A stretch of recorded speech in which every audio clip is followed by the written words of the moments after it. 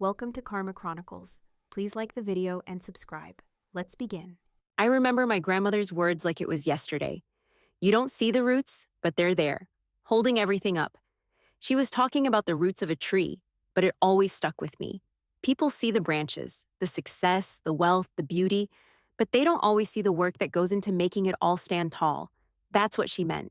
The roots, the unseen part that makes everything possible. And that's what I was going to build.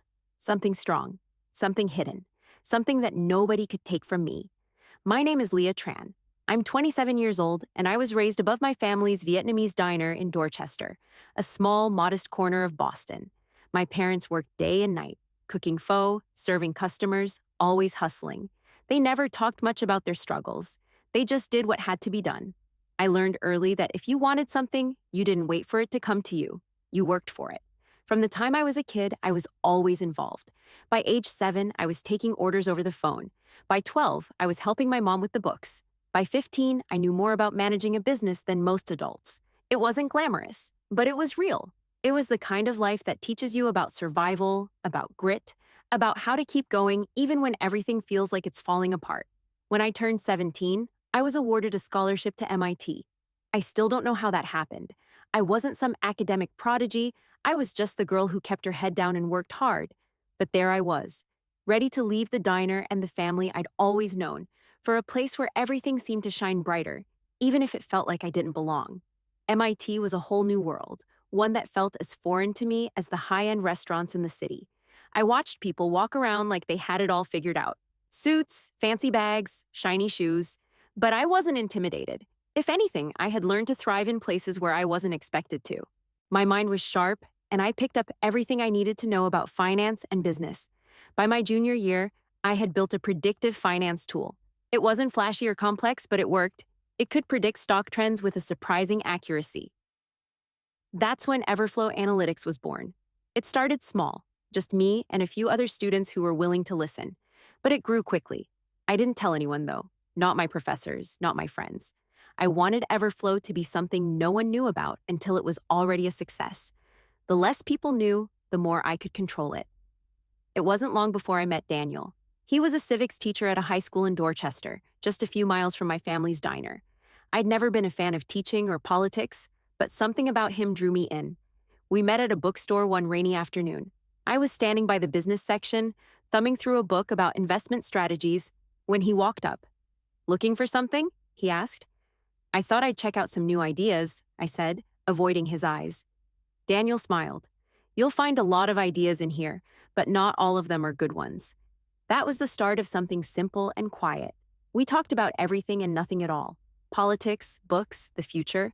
And despite the differences in our worlds, his being grounded in civics, mine rooted in numbers and predictions, we connected. I didn't share much about Everflow with him.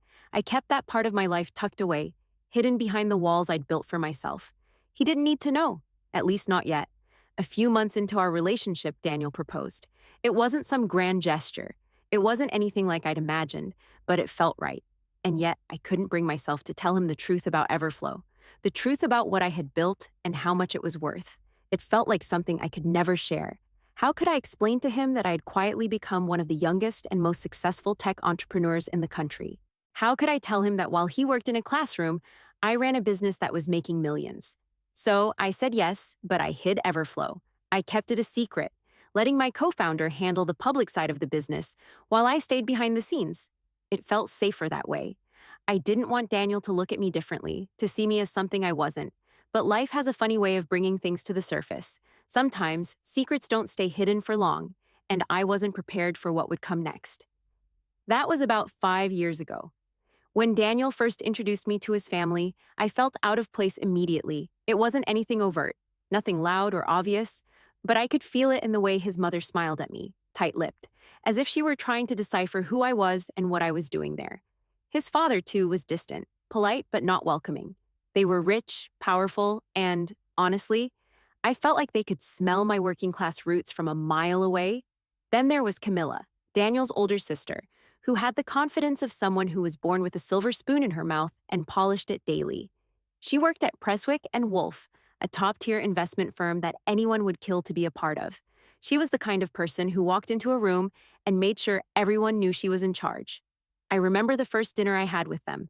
It was a formal gathering at one of those grand Boston restaurants that made me feel like I was sitting in a show I wasn't meant to be watching. Camilla immediately made it clear that I wasn't quite in her league. "So, Leah, how's your business going?" she asked, barely looking up from her wine glass.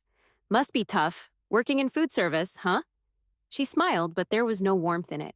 I tried to keep my cool, not letting her dig under my skin. "It's going well," I replied, my voice steady. "I've been involved in the family diner for years, so I know the ins and outs. I actually just launched a small tech company with a few partners." Her eyebrow arched as if she had no idea what I was talking about. "Tech company?" she asked, her tone dripping with condescension. How quaint. I could tell by the way she said it, how quaint, that she was already dismissing me. She couldn't even begin to understand how someone like me could exist in the same space as her.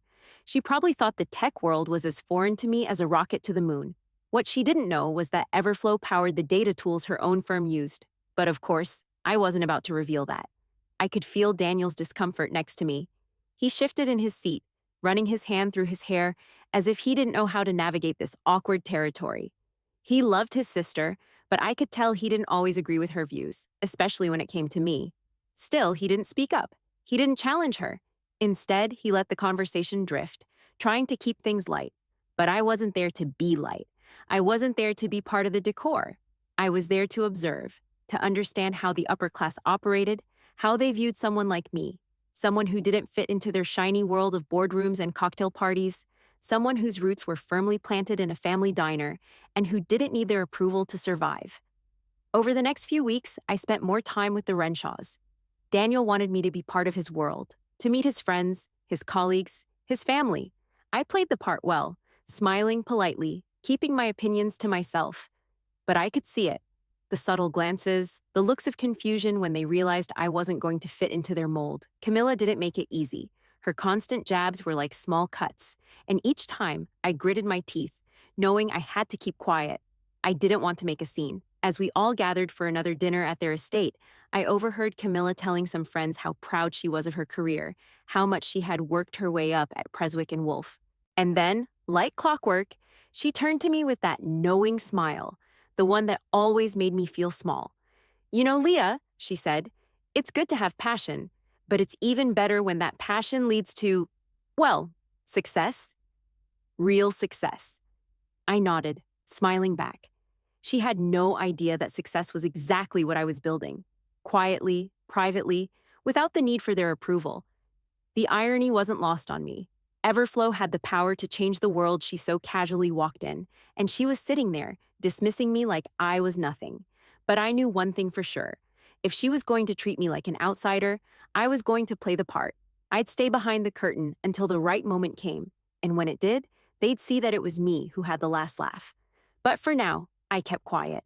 I kept watching, kept taking mental notes on every sneer, every underhanded comment, every moment of superiority they thought they could get away with. What they didn't realize was that one day, I was going to turn the tables.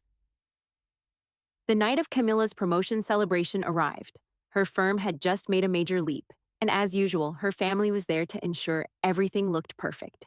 The Renshaws were never ones to do things on a small scale, and tonight was no different. A lavish celebration at their sprawling estate, catered by one of Boston's finest chefs, with guests dressed to impress and every detail meticulously planned. But beneath all the glitz and glamour, there was something that felt off to me. The moment I walked into the planning dinner, where Camilla and a few colleagues were finalizing the arrangements, I saw the look in her eyes. It wasn't just the pride of being promoted, it was the look of someone who felt untouchable, invincible in her success. "So, Leah," she said, barely sparing a glance at me as she shuffled papers around on the table, "we're a little short on staff for the event. You'll manage the catering crew, right?" I paused for a second. Did she just volunteer me? I kept my expression neutral, even as her words stung. I could hear the implication in her voice. Working in food service was my place. It wasn't said outright, but it was clear enough. She was comfortable treating me as an outsider, something beneath her, something useful only for the tasks she didn't deem worthy of her attention. "You want me to handle the staff?" I asked, though I already knew the answer. "Yeah, exactly. It'll be a good opportunity for you to contribute. And honestly, it's a pretty simple gig." She grinned like she was doing me a favor. I mean, you know the drill. I forced a smile, my voice calm. Sure, I can do that.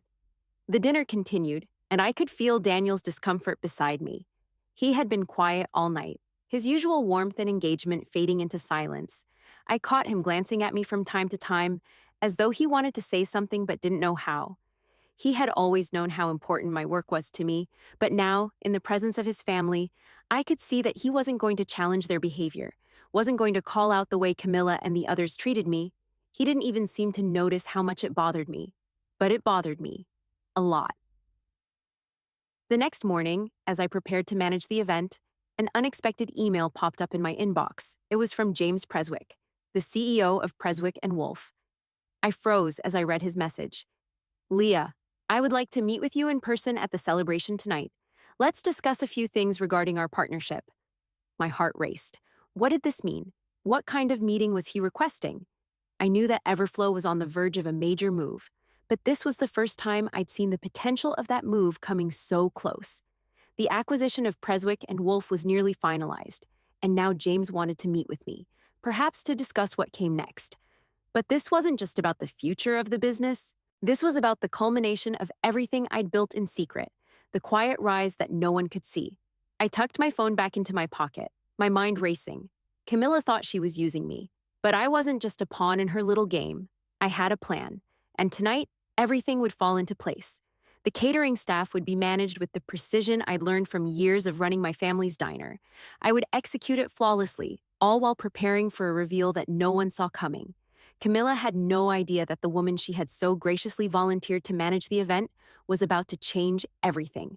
Tonight, I would show them what it truly meant to underestimate me. The Renshaw estate looked like something straight out of a magazine spread, an extravagant display of wealth that made me feel like I was part of a movie set, not the real world. The grand chandeliers cast a warm glow over the marble floors, and the sweeping staircase seemed to have been designed with one thing in mind: to show off. Every detail had been meticulously planned, from the expensive flowers to the waitstaff dressed in perfectly pressed uniforms. Camilla's vision was unfolding exactly as she'd imagined it. I was busy managing the catering staff, reminding them to keep the hors d'oeuvres fresh, to circulate the wine just right, to make sure no guest ever felt their glass was empty. I knew this routine. It wasn't glamorous, but it was efficient. These were the skills I'd honed in my family's diner, where it was about serving with precision, making people feel cared for, even when you were exhausted from working double shifts. Tonight, though, it wasn't about serving food. It was about serving my purpose. As I ran the floor, my ears were full of Camilla's voice gossiping with the guests. I could hear her, even from the kitchen, speaking in her usual patronizing tone. "Oh yes, Leah's such a hard worker," she said to one of her colleagues. "She's really made herself useful, helping out with the catering. It's her thing, I suppose. She's used to food service." I could practically hear the air of superiority in her voice. To her, that was the only thing I could ever be: someone who worked in food service.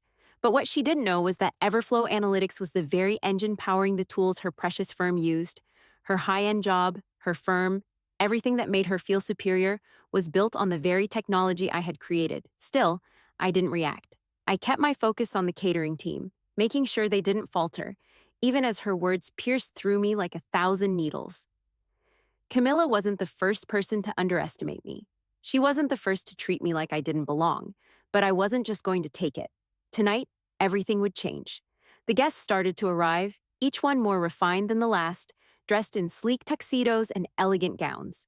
They spoke in low, hushed tones, their conversations revolving around things I could hardly relate to: investments, stock tips, and politics. Yet, through it all, Camilla's voice rang loudest as she positioned herself at the center of it all, making sure everyone knew who was in charge. I listened to her as she prattled on, her words a steady stream of condescension. But I wasn't listening to her anymore. I was just waiting. At exactly 7:55 p.m., my phone buzzed in my pocket. I stepped out into the garden to check it, away from the bustling party and the echoes of high society. The message that popped up made my pulse quicken. It was from my co-founder at Everflow.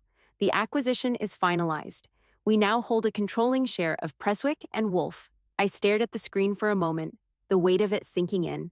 Tonight, everything was about to change, not just for Camilla, not just for Preswick and Wolf, but for me. I glanced back at the estate. Camilla was mingling with a group of executives now, her back to me. She had no idea. No idea that while she was busy belittling me, I was quietly taking control of her world. I took a deep breath and turned back to the event. The night was far from over, and soon the power dynamics would shift in ways no one expected. I wasn't just there to serve, I was there to take back what was mine. The evening was in full swing, and the guests were laughing, drinking, and mingling under the golden glow of the chandeliers. I moved through the crowd, my focus unwavering, ensuring everything went smoothly. Camila, with her bright smile and impeccable social graces, was holding court among a group of executives. I caught snippets of her voice, her condescending tone slipping through despite her careful words. It's so lovely to see such a big crowd, isn't it? All the important people in one place. I stayed in the background, supervising the staff, my mind constantly shifting between what I was hearing and what was about to happen. I had been preparing for this moment for months. Tonight wasn't just about managing catering or serving drinks. This was about making a statement. Then he walked in. James Presswick, the CEO of Presswick and Wolf. The room seemed to shift when he entered, a few murmurs spreading as people recognized him. He was exactly as I remembered him from the meetings, tall, charismatic, with an air of authority that made people stand up straighter. As soon as he stepped inside, his eyes scanned the room, and then they locked onto mine. For a brief second, I saw a flicker of recognition. "Leah?" he said, his voice rising above the chatter. His eyes widened as he crossed the room towards me, and I stood there, slightly taken aback by the sudden attention. Camilla, who had been hovering nearby, immediately stepped forward with a bright, practiced smile. "Oh, James, I'm so glad you could make it. Let me introduce you to my brother Daniel's fiancé, Leah," she said, her voice dripping with polite charm. "Leah helps out with the catering tonight." I could see the way her eyes flickered toward me, sizing me up as if to remind James of my place. But James wasn't looking at Camilla. His eyes were locked on mine with an intensity that made my heart race. "Leah Tran," James said, his voice tinged with surprise and recognition. Camilla froze, the smile on her face faltering just for a second. "Yes, that's—" She began to explain, but James didn't let her finish. "Leah Tran," he said again, his voice clearer this time, "the CEO of Everflow Analytics? You're the one who's been shaking up the data industry. We've been following your work for months." The room seemed to stop. Camilla's face went white as she stammered, trying to form a sentence that never came out right. Her glass of wine wobbled in her hand, and then it fell, shattering across the marble floor, sending a loud crack through the sudden silence. "James," Camilla said, recovering quickly, but her voice had lost its usual command. I don't think you—" James interrupted her, his eyes still fixed on me. "I do know exactly who she is. I know Leah very well." He turned to the crowd, raising his voice slightly, his authority settling over the room like a wave. "Ladies and gentlemen, I'm sure you all know by now that Everflow Analytics has just acquired a controlling share of Presswick and Wolf." A collective gasp rippled through the room. The chatter picked up, and I could hear people whispering, trying to piece it together. Camilla's face was a mixture of disbelief and horror. She was trying to hold on to her composure, but I could see her mask slipping. "Leah here is the driving force behind Everflow," James continued, a subtle but knowing smile spreading across his face. "And Camilla? Well, Camilla now works for her." I watched as the room froze, the tension palpable. Camilla's hands trembled, her mouth opening and closing as if trying to say something but unable to find the words. Marion, who had been standing beside her, looked horrified. I took a deep breath and, with a calmness I didn't quite feel, turned to face Camilla. "Yes, it's true, and I believe that makes tonight." Quite the full circle moment, doesn't it? Camilla's face turned an ashen color as the reality of the situation set in. I could feel the eyes of the room on me, some curious, some surprised, others watching in barely concealed judgment. But for the first time since stepping into this world of privilege and elitism, I felt completely in control. I let the silence hang in the air for a moment before I added, "I'll leave you to the rest of the evening, Camilla. Please, enjoy the party." And with that, I turned and walked away, feeling the eyes of the entire room shift away from Camilla and settle onto me. The game had changed, and tonight, I wasn't just the woman who had been dismissed as just a waitress. I was the woman who owned their world. The moment the CEO of Presswick and Wolf, James Presswick, revealed my identity to the room, the atmosphere shifted. The looks of shock, confusion, and silent panic were all I needed to confirm what I had suspected. Camilla's world was about to collapse in front of her, and I was the one pulling the strings. But the real work began after the reveal, when the clinking of glasses and hushed whispers of the guests filled the air. Daniel, who had been silent through it all, finally cornered me as the party moved into full swing. He grabbed my arm gently, pulling me aside into a quieter corner of the estate. His expression was a mix of confusion and hurt, and I saw the questions swirling in his eyes before he even spoke. "Leah, why didn't you tell me?" His voice was low, almost accusing. "Why did you keep this from me? This whole time, you've been— What? Hiding?" I felt a pang of guilt, but I fought it down, locking my emotions behind a wall of calm. "I didn't think you'd understand," I said, my voice steady but cold. "Not when you couldn't even stand up for me when Camilla was humiliating me in front of everyone, not when you stood there and said nothing." Daniel's face softened, but the hurt was still there. "That's not fair," he said, shaking his head. "You could have trusted me. We're getting married, Leah. You should have trusted me." "I did trust you," I replied, my voice getting sharper. "But trust isn't just about words, it's about actions, and your silence spoke louder than anything." I could see him struggling, his eyes searching mine for some kind of understanding, but there was nothing left to say. I had been waiting for this moment for so long, but now that it was here, I didn't feel the relief I expected. I took a breath, glancing around at the room full of people, feeling the weight of the eyes that were likely still on me. The floor beneath my feet felt solid, more real than it had in years. "I can't do this anymore, Daniel," I said, my voice now firm, final. "I can't marry someone who won't stand up for me. Not when it matters most. I've spent so long being invisible, but I won't let you do that to me, not anymore." He opened his mouth, but no words came out. His expression crumbled, and for a moment, I saw the vulnerability, the confusion, but I couldn't go back. "Not now." "I think we're done," I said quietly. "I'm done with the lies, done with playing small to make everyone else comfortable." He didn't fight me. He just stood there, his shoulders slumping, like the weight of everything that had happened finally hit him. As I turned to walk away, I saw Camilla approaching from across the room. She was trying to collect herself, her perfectly composed face giving way to something I couldn't quite read. Her eyes flicked from Daniel to me, a faint flicker of recognition and anger crossing her features. "Leah," she started, her tone smooth but tense. "You orchestrated this, didn't you? You wanted to humiliate me in front of everyone? You think you've won? But this is beneath you." I didn't flinch. I could hear the tremor in her voice, the fear masked behind her arrogance.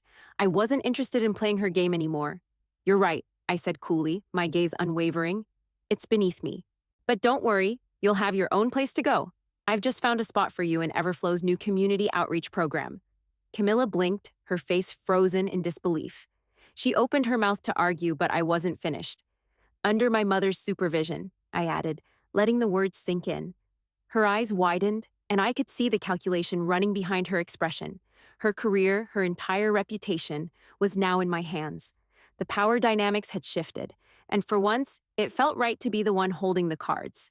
"I'm offering you a chance to make a real difference, Camilla," I said, a hint of satisfaction creeping into my voice.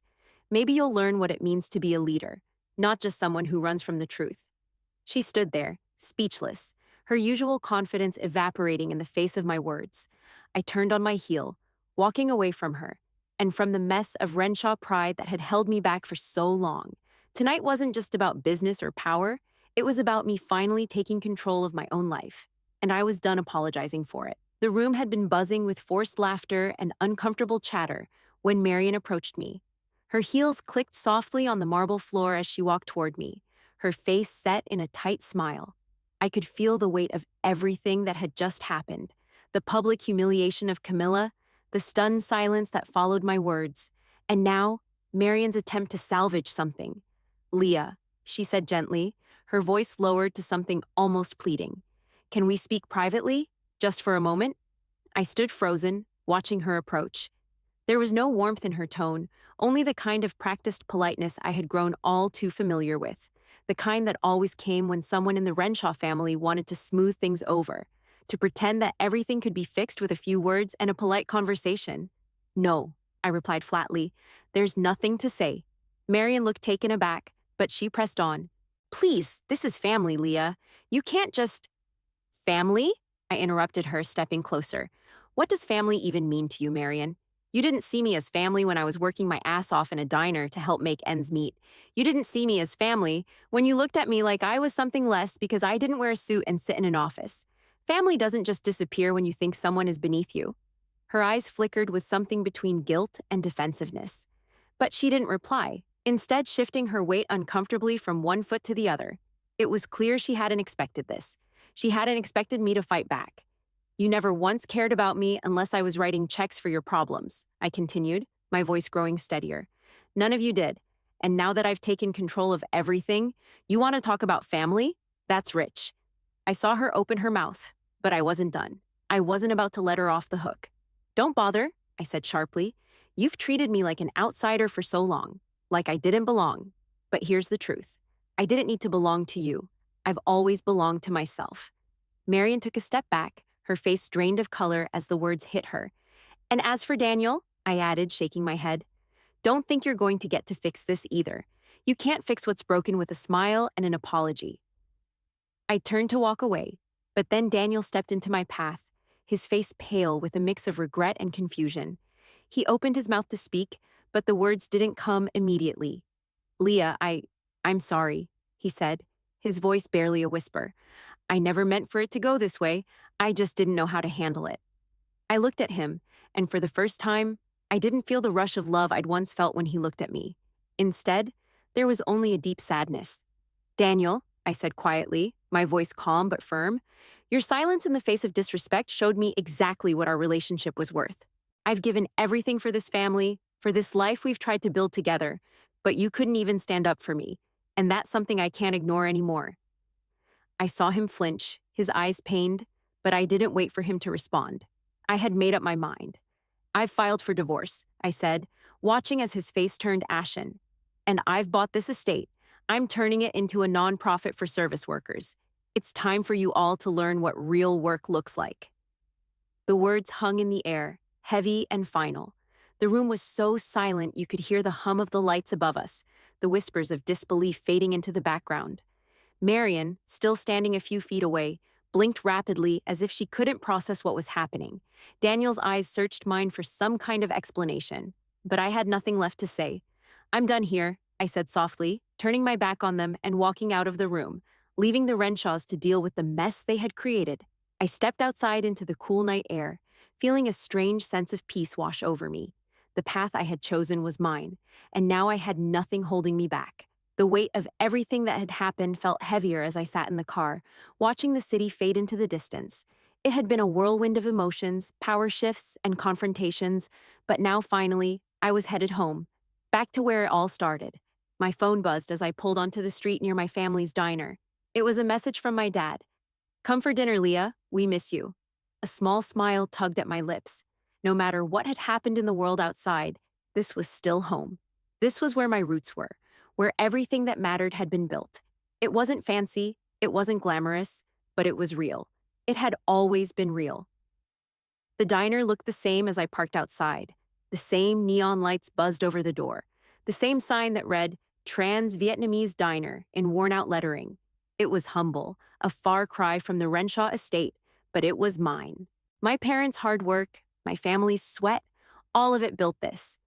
Inside, my mom was at the counter, flipping a batch of dumplings onto a plate. My dad was wiping down a table, his usual smirk on his face when he saw me. You're home early, my mom said, not looking up from her work, but I could see the pride in her eyes. Long night, I said, sliding into one of the booths, feeling the familiar comfort of the diner around me. But it's over now. My dad set down the rag and sat next to me, his hands rough from years of hard work, but there was softness in the way he spoke. You did what you had to do? He asked quietly, already knowing the answer. I nodded, taking in a deep breath. Yeah, I did. I thought I was doing the right thing by hiding who I really was. But in the end, I wasn't hiding from me. I was hiding from them, hiding from all their expectations. You were always more than they thought you were, my mom said with a shrug, still flipping the dumplings expertly. Some people only learn the hard way. I smiled softly. Yeah, I guess they did. We ate together in comfortable silence, the kind that spoke volumes without needing words. My mother's cooking, dumplings, pho, and all the other things that had grounded me through the years, felt like the only constant in a world that had just spun out of control. As the evening wore on, my dad leaned back in his chair, watching me with a thoughtful expression. You know, Leah, he began slowly, success without roots, it topples in the first storm.